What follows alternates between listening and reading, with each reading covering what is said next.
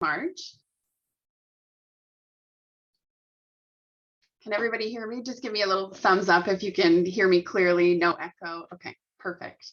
So as Jim said, I'm Krista. I'm currently the curator and supervisor at the Whitchurch Stouffville Museum. And I've been at this museum for for 14 years. I've been here at this location. So I've been in this spot for quite a while in a couple of different roles. I thought I would just quickly start by asking how many people have been to the Whitchurch Stouffville Museum from this group. I can still see you, so okay. I figured a few of you would have been here. So what I'm going to do tonight is just talk to you a little bit about the museum itself, just kind of a get to know the Whitchurch Stouffville Museum. We'd love to see you guys coming out to check it out, maybe over the summer. You can pop over and see it. So what I'm going to do now is I'm just going to share my screen. I have some slides to walk me through this presentation. So if you're okay with that, I'm going to share my screen.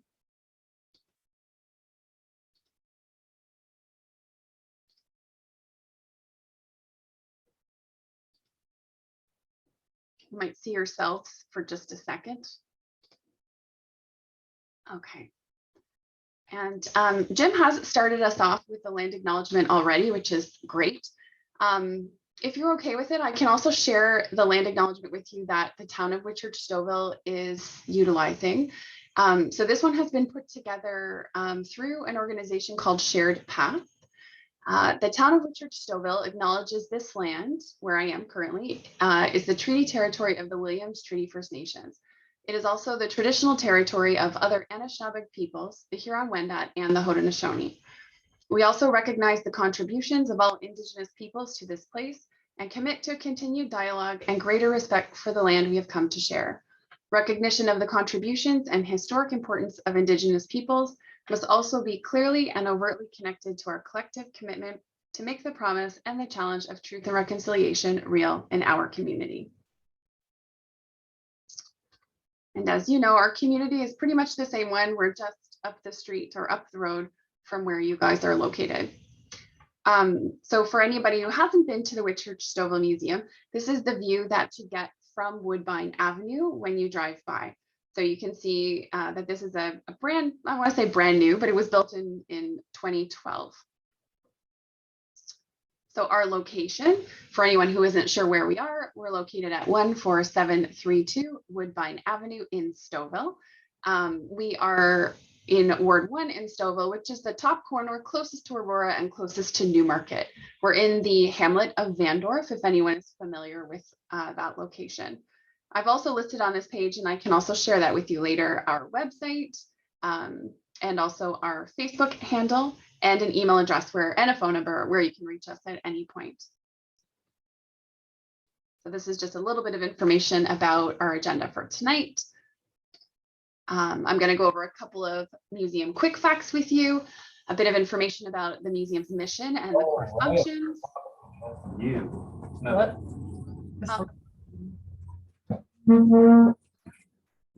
Okay, we'll talk about museum services, and then I'll go over the historic buildings that we have as well. So you can see this photo off to the left is a photo from our exhibition gallery, which we call the permanent exhibit, just showcasing a general store scene. Now, this is something I really wanted to bring up for you. Just recently, Council has approved that the museum can offer free general admission in a pilot format starting on July 6th, going until the end of 2022. We'll offer free general admission. So that means that you can come to tour the museum free of charge anytime we're open, Wednesday to Saturday from 12 to 4. And the general admission includes a tour of the grounds and a staff-led tour of the historic buildings and time in our exhibition galleries. Okay, so a few quick facts. The idea for the museum formed in 1969, and this museum, like many others, was started by volunteers. It was a group of volunteers who really cared about preserving their local history that started having these conversations about creating a Whitchurch Stouffville museum. The museum opened June 5th, 1971. So we're 51 years old now. We have 6 historic buildings, which are all designated under the Ontario Heritage Act. There is that modern visitor center that you saw on that front image. We have over 16,000 items in the collection. And then we have 3 collections, a permanent artifact collection, a hands-on collection, and then a prop collection that we can use for any kind of demonstrations that we have. We have collection storage here on site at the museum. We have dedicated exhibition spaces. We have a research room, which might be of interest to some of you. It includes our archives and our reference materials. So if people want to come in to do any kind of family research, they can absolutely do that here. We meet all 10 of the museum standards set out by the Ontario Museum Association. We have lots of volunteer opportunities, and we're actually an award-winning site. Most recently, we won the Award of Excellence in Exhibition in 2020 for an exhibit called Archaeology Alive that focused on the Jean-Baptiste Lenné site, which is an ancestral Huron-Wendat site in Whitchurch Stouffville. We offer a variety of events, workshops, education programs, and more. Now, we do have a mission, like any other museum or any organization. We have vision, values, and mission statement as well. So the Whitchurch Stouffville Museum and Community Center is committed to being a dynamic focal point of community interaction through public programming, heritage conservation, research, and education initiatives in a welcoming, authentic, and sustainable way. We have core functions as well that all tie into that mission statement. So for example, public service and programming is one of our top core functions, which includes community involvement, service, outreach in the community, any marketing that we do, interpretation and education, exhibition, those research services and resources. Stewardship is another core function, which includes artifacts and the preserving of those artifacts and conservation. So collections, development and management, conservation, as I mentioned, and any research that goes along with that. And then administration and support, which includes our governance, finance, policy development, site management, and then human resources. And then you can see off to the side just a few examples of some of the types of things that we have. Photos, artifacts, we have textual items. And the museum services that we offer all tie into those core functions. They fit into one of those 3 categories, and then they also tie back to our mission. So the photos that you can see here, we were doing a lot of virtual programming during COVID. So you can see one of our programmers online with a classroom, and then you can see what we were doing with the iPad. And then we also have rental facilities, which you can see there in the center. So for our services, you can look at collections management. These 2 images, I'm sorry that it's kind of, the line is hard to depict or hard to make out the 2 separate photos, but this is showing you 2 different collections management areas that we have at the museum. So we have our hanging rack with some of our large photos, paintings, that kind of thing. And then you can see some of our artifacts in boxes as well. So all of our storage areas are in the basements of our historic buildings. So not ideal, but like a lot of community museums, we make use of the spaces that we have. We have one really amazing brand new space. This is our curatorial work area that's in the basement of our 1857 schoolhouse. But this is the area where we bring all artifacts to get processed before they go anywhere else. So we have them donated or we acquire them. They come down into this space while they wait to be processed, and then they join the rest of the collection either on exhibition or in storage. So exhibition is our next service. The exhibit spaces that the museum has are dedicated in a sense. So we have one exhibition gallery, the one you can see with the wooden floor, that's an exhibit space all the time. The other one that you can see also is an exhibit space all the time as well, and that's in a restored classroom or a renovated classroom. And then we also consider our historic buildings exhibits as well, because they depict life and they have artifacts in them at all times as well. So the 2 exhibits that you see here, the one in with the wooden floor is Lace Up, a recent exhibit that we did about everything and all things skating. And then the other one that you see there are artifacts that came from the Huron-Wendat Museum in Wendake, Quebec, because they are the descendants of those who were at the Jean-Baptiste Lenné site in Stouffville. Our current exhibit is called ACE Academy Flight Experience. We really wanted to bring in something that had a hands-on aspect now that people can do things again a little bit post-COVID. So this one, people can pilot a World War I biplane using motion sensing technology. So you can see the little guy in the middle there, he's using his body, and on the screen, which I'll show you in a minute, he can actually move or fly a plane. So this is on loan, or that section is on loan from the Canada Aviation and Space Museum. And then we've added artifacts that are all from Whitchurch Stouffville to draw in that local connection. So here you can see what it looks like from the other side. There's a screen there, and that's where you'd be activating that plane. So if you come, and if you want to come and see it, which we hope you do, you'll get a chance to try that. And then in the cases, you can see we're highlighting local pilots. So we have World War I veteran artifacts, World War II, and then you can kind of see off to the corner there is from a pilot who flew in the 1990s. This is our other exhibition space in our classroom. So this is actually inside the Vandorf Public School, which is an 1870s building. And this particular exhibit tells the story of the amalgamation of Whitchurch Stouffville and the history of how Stouffville came to be. So we're in the process of reworking it now. We're including Indigenous history. We're trying to include stories about women. We're really looking to update it. We call it our permanent exhibit, but we're going to change the name, give it a real name, because nothing is really permanent. So that's something we're working on this summer and into 2022, 2023.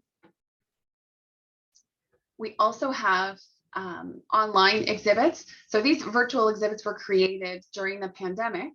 However, we're going to keep them up to date moving forward because they're really great resources for people that haven't made it out to the museum or can't come here, or it's giving us a platform to be able to create exhibits that we can't really make at our site.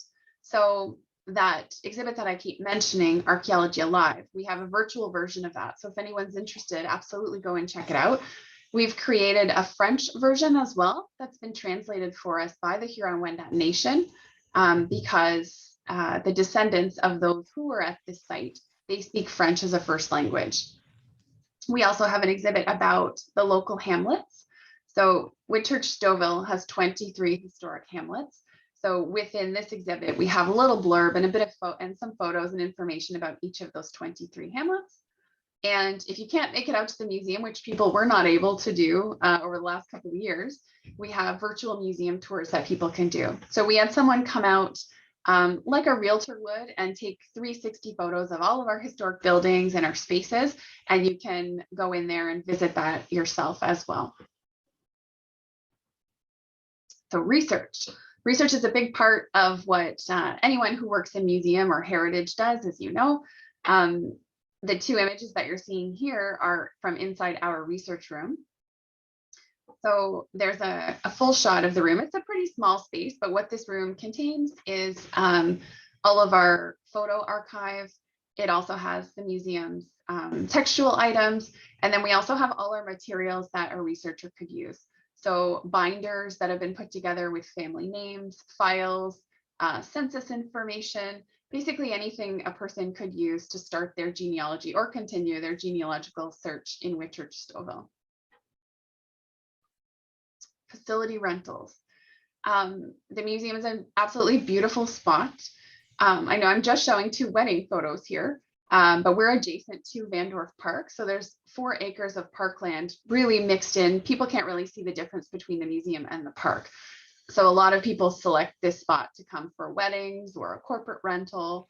And I can show you that is our main hall. So that's our biggest room. If anyone's ever come to an event here, you've probably been inside this room. It's really multi-purpose.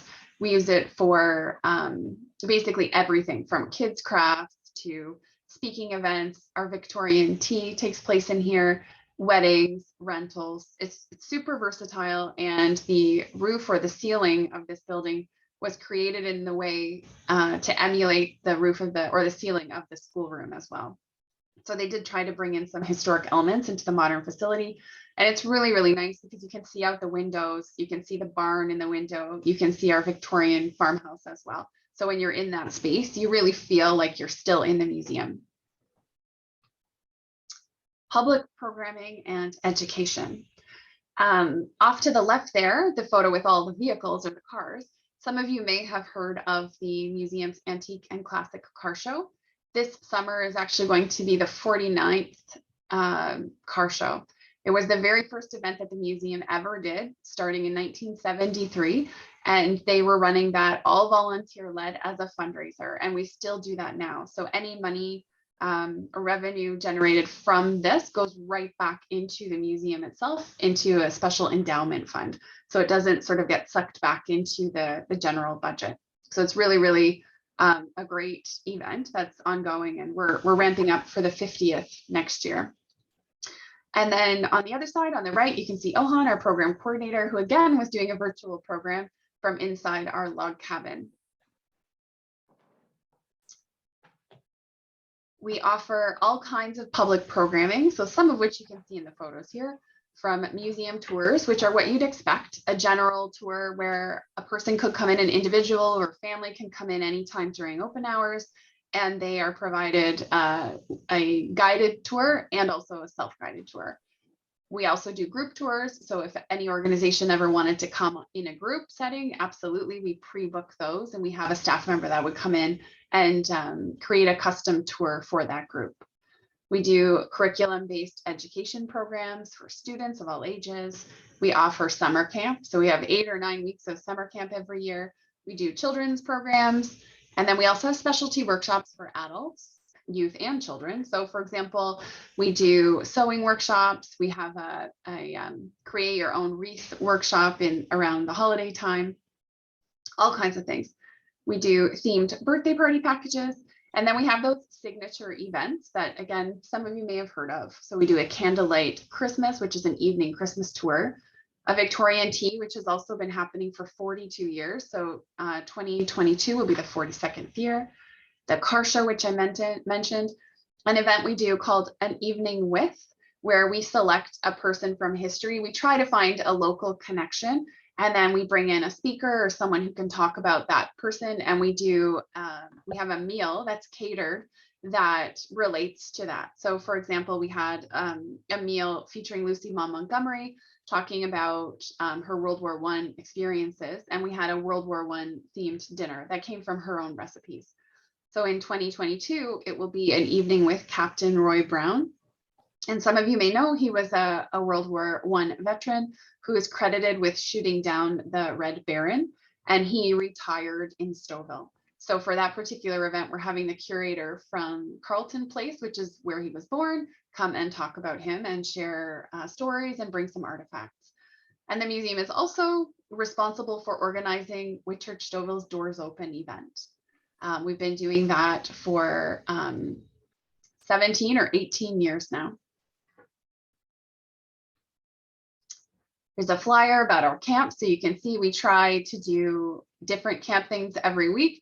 As you can see, they don't necessarily relate to the museum and what we're doing, something like Wondrous Beasts or Eco Adventures. However, we always creep the museum and history into every camp that we do. So kids are always touring the exhibits and going into the historic buildings. So we really try to make future museum lovers out of all of our campers. There's a little save the date for our car show that we have. So again, the 49th annual. So now I want to give you a very summary or a very simple tour of the historic buildings that we have.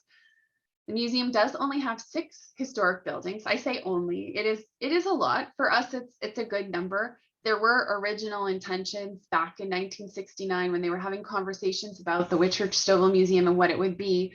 They wanted it to be a village. That was their plan. That's what they talked about. They wanted to create, you know, a Pickering Museum Village or a Markham Museum or a Black Creek, but it never really got to that. So it became this excellent example of local history with the 6 buildings that we have. And then with the addition of the new building, it allowed us to exhibit more artifacts. So we really can tell a good story. However, we only have 6 buildings. So looking at these ones, you can see the barn, and I wanted to throw in a winter shot for you there, our log cabin. So starting with this building, some of you might be familiar with this one. You see it right on Woodbine when you drive by. This is the Boger Public School. It was built in 1857, and they tell us it's the oldest red brick schoolhouse in Ontario. I don't know if anyone would believe us on that, but that's what we're saying. So this schoolhouse was on Vivian and Mulock, if everyone knows where that is.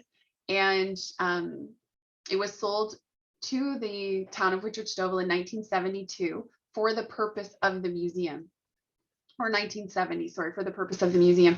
And then when the Highway 404 planning got underway, it had to be moved.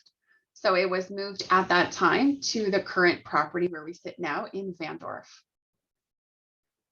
So I've got a shot of the inside for you as well. So one side is this beautiful restored schoolroom or classroom, and then the other side we use for storage. So you're only looking at half of the size of what the schoolhouse would have been. We have two schoolhouses here. The other schoolhouse is the Vandorf Public School, which was built in 1870. And the schoolhouses are actually on the north and the south end of the modern building. You can see the little attachment there. They both have accessibility or accessible access via a little hallway that goes into the historic buildings. So this building is the only building other than the new building that's in its original location. It also served, after it was no longer a schoolhouse, it was an OPP detachment for this area. And then eventually, when the Bogertown Public School was moved here, the two of them became the Whitchurch Stouffville Museum together with the two schoolhouses. We also have a little log cabin built between 1850 and 1860. It was moved to the museum property in 1982. It is from Ballantrae, for those of you that are familiar with that area. It was at Aurora Road and McCowan. One of the things we really want to do is try to do a little bit of digging into the history of the cabin. We have a bit of information. We know who first built it, but we don't really know a lot about what went on there. And we'd like to try to dig out that information. Got a nice shot here of the inside. We have the ability to light the fire that we have here, so which is really nice. In the wintertime, we can actually light the stove. It's a reproduction stove, which is why we're able to do it. But it's a really beautiful space, and it really does give you that feeling of being in 1850 rural Whitchurch Stouffville. This is the back end of you don't see very often of what we call the Brown House. So the Brown House is our Victorian era farmhouse that was built by the Brown family around 1860. And this one was located in Stouffville, like right in the village of Stouffville. And for anybody who remembers the Stouffville flea market, and I know I went there, maybe some of you did as well, that was the back half of this farm. So this house actually faced what is now Durham or 10th line. And there's a nice picture of inside the kitchen. Again, we have a nice stove in here as well, but it doesn't meet requirements and can't be lit anymore, but it still gives a really good sense of what it would have been like.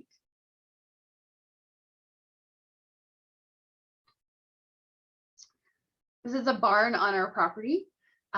So the barn that you see on the left, the actual barn versus the shed, the barn is a historic building. The shed is not. It's been rebuilt, and you can see it has modern shingles, whereas the barn, we're trying to keep it looking a little bit more fitting.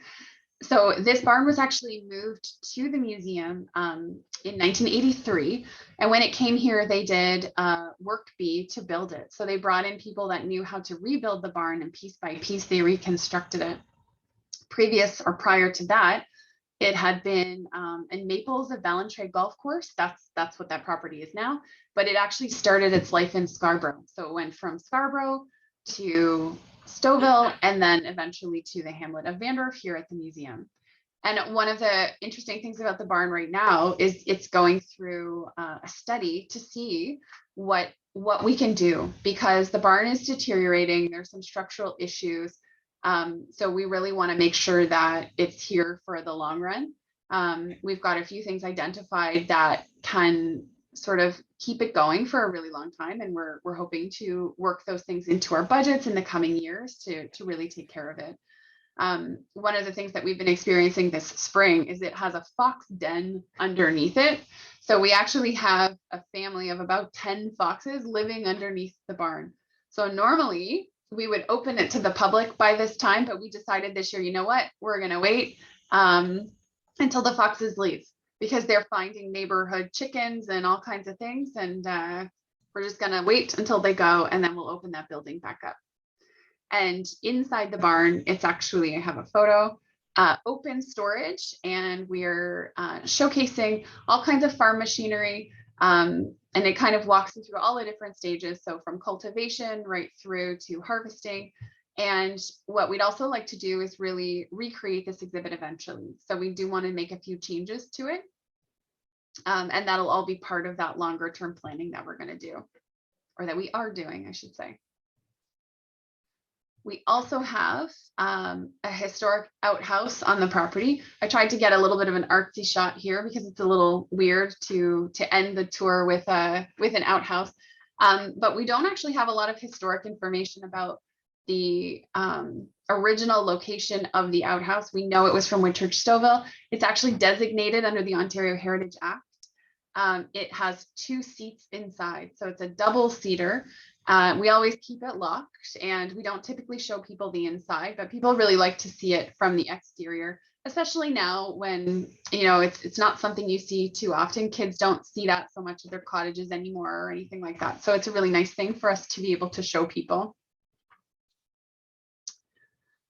Again, I just wanted to remind you, I've kind of whipped through the presentation that I wanted to give you, but I wanted to really remind you that we do have that free general admission, and we would absolutely love to invite you to come to the site. You can either come individually anytime you want during our open hours, or maybe you want to come as a group. It's completely up to you, but we'd absolutely love to have you come, and we could bring you through a regular tour, or if you're interested in chatting about a behind the scenes tour, we can do that as well. And other than that, I really just wanted to open it up to questions for you. You can see this is our lobby inside. So when you do come to see us, this is what you're going to see. This is during COVID. You won't see the masks anymore. You might, but typically not at the moment. Does anybody have any questions, or would you like me to elaborate on any of the things